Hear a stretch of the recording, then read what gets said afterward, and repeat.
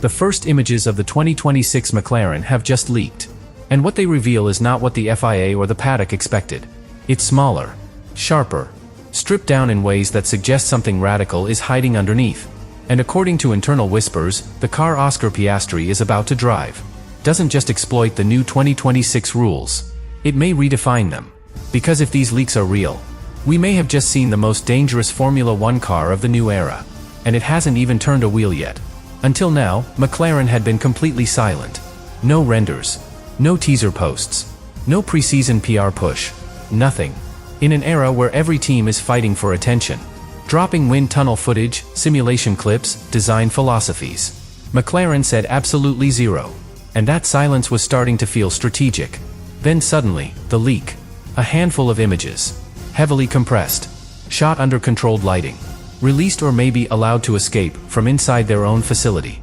And that's where things got interesting. Because these aren't marketing shots. They're not for fans. These are reference photos.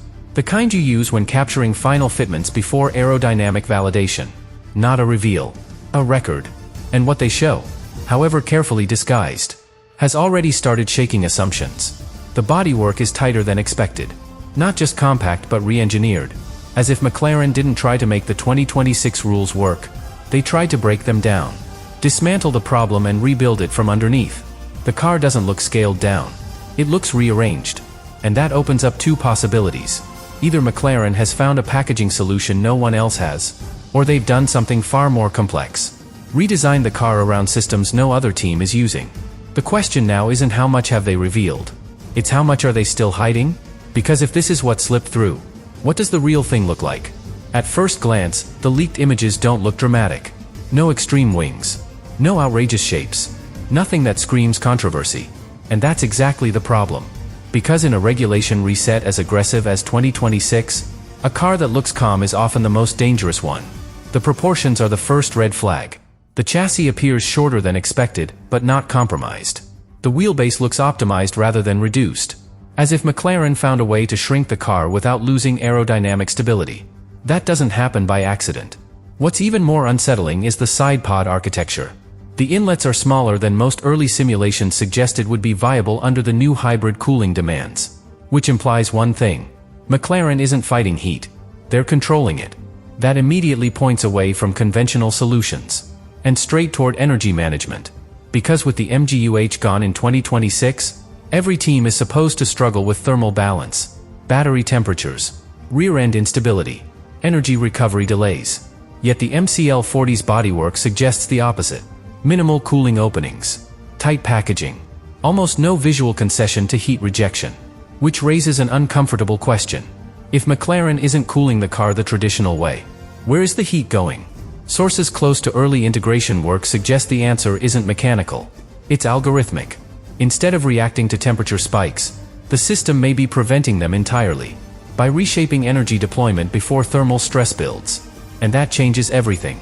Because if the hybrid system is predicting load instead of responding to it, then the car doesn't just manage power. It manages time. Time on throttle. Time at peak deployment. Time before degradation. And suddenly, those leaked images stop being harmless. They start looking intentional. Not flashy. Not aggressive. But quietly confident. The kind of confidence you only see when a team believes they've already solved the hardest part. From the outside, it still looks like a car. 4 wheels. 2 wings. Low, clean, efficient. But from the inside, people are starting to wonder. Is this really just a race car? Because what McLaren seems to have built, according to several performance analysts with indirect access to the development process, isn't just an optimized chassis. It's a predictive machine. And that distinction matters. Most teams react. Drivers provide feedback. Simulators replicate laps. Engineers refine components. McLaren, however, may have reversed that sequence. What if the simulation came first, and the car is simply a container for the model? If that's true, then the MCL40 is more than a machine. It's a system that dictates how the driver, power unit, and aero package interact. Not in response to conditions, but in anticipation of them. And this is where things get uncomfortable. Because under 2026 regulations, the FIA allows active aero on both front and rear wings. With conditions. You can't change aero configurations freely. You can't use driver-operated DRS outside pre-authorized zones. And you certainly can't let the software determine wing position in real time. But what if McLaren found a way around that?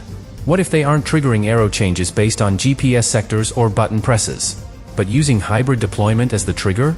Energy thresholds, torque requests, cooling gradients, all legal inputs, all measurable, and all capable of initiating micro-adjustments, without ever breaking a rule. Because the rules never considered this. The FIA regulates when a wing can move. They define the physical range. But nowhere, at least not yet, do they regulate why it moves. And that's the twist. McLaren may not be activating anything manually. They may not be instructing the car to adapt. They may have built a vehicle that adapts itself, based on the internal state of systems that are already legal. And that's not illegal. That's worse. That's unregulated. And if the FIA doesn't understand what's happening, how do you write a directive to stop it? Here's what no one is saying publicly, but what several teams are starting to fear behind closed doors. This isn't about straight-line speed. This isn't even about energy deployment. It's about something far more dangerous. The absence of trade-offs.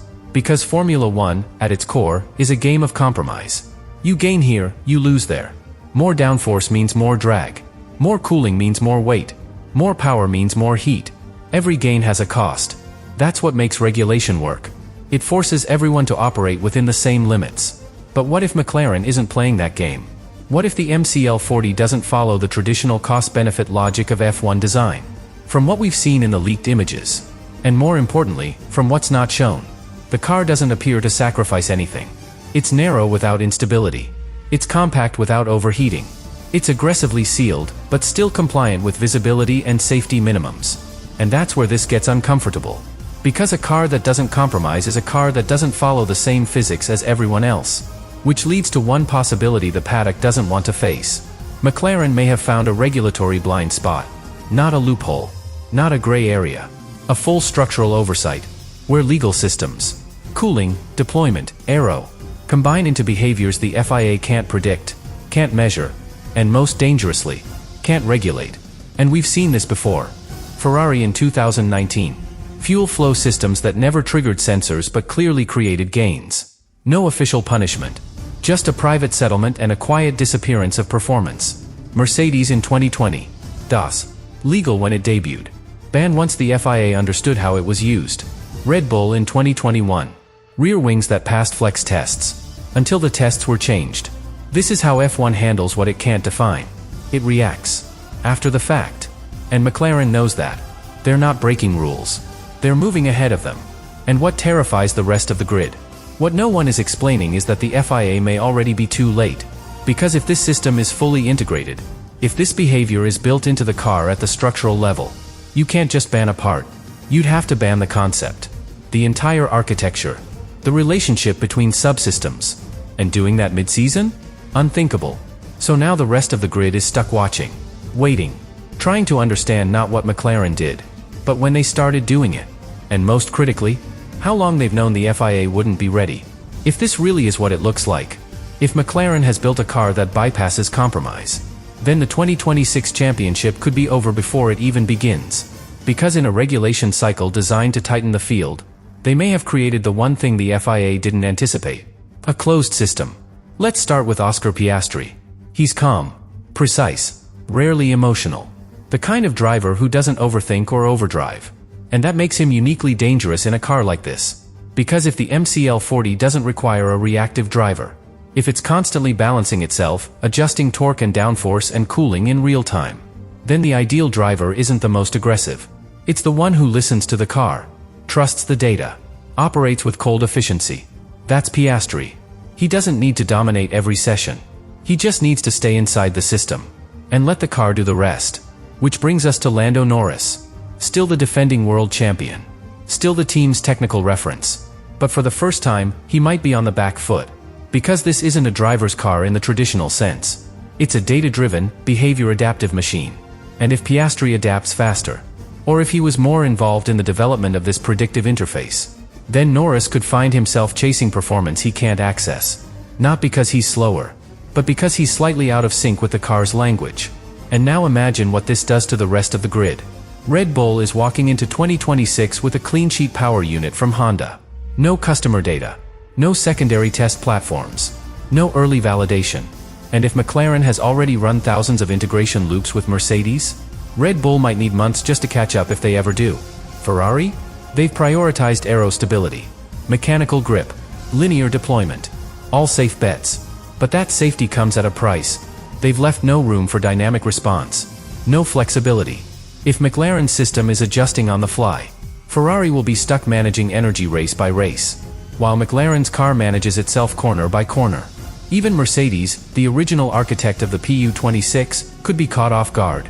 Because if McLaren requested more aggressive integration parameters, if they pushed for systems-level compatibility before the works team even began full chassis design, then Woking could have the most advanced version of the engine Mercedes built. And here's the part that no one wants to admit. You can't replicate this. You can copy a wing. You can match a floor shape. You can mimic a diffuser. But you can't reverse engineer a closed architecture without tearing up your car mid-season. Which means by the time rivals understand what McLaren is doing, they're already too late. And in a 24-race calendar, with a triple-header opening sequence and minimal test time, starting behind isn't just a disadvantage. It's a death sentence. So now we've seen the first glimpse. A handful of images. Carefully framed. Deliberately incomplete. And yet those images say more than any press release. Because what McLaren is building doesn't just look different. It feels different. It's not evolutionary. It's foundational. And that's what no one wants to admit. This isn't just about the MCL 40. It's about what comes next. Because McLaren has shown their hand. Just enough to shift the conversation, but not enough to invite protest. And in that silence, they've built a wall. No launch date. No public runs. No sector times. Only suggestion. Only speculation. Which leaves the rest of the paddock scrambling. Not to respond, but to guess. That's the power of what McLaren is doing. They've removed certainty. And in a sport defined by precision, uncertainty is terrifying. The FIA is already watching. Sources suggest private review sessions are underway. Not to stop McLaren, but to understand them. Because right now, no one is quite sure what they're looking at. Is it legal? Maybe. Is it compliant? Possibly. But is it intended? That's the question no one can answer. And that's where the danger lies. Because once you have to ask whether a car aligns with the spirit of the rules, you've already lost control of the narrative. If the MCL 40 dominates Bahrain, there won't be time to react. If it controls the early flyaways, the championship momentum may already be irreversible. And if protests begin, what happens next won't be about pace. It'll be about precedent, technical directives, mid-season clarifications, a new round of political warfare. Because the FIA can tolerate innovation. They've done it before. But what they can't tolerate, what no governing body can tolerate, is the idea that someone figured it all out before anyone else had a chance to try. And that's the real threat. Not that McLaren built a fast car, but that they built a complete one before the lights even went out. So now, everyone's watching Woking. Not to see what they reveal next, but to see how long they can keep hiding it. Because if this really is the future of Formula One, then the rest of the grid isn't chasing McLaren. They're chasing time. And time might already be up.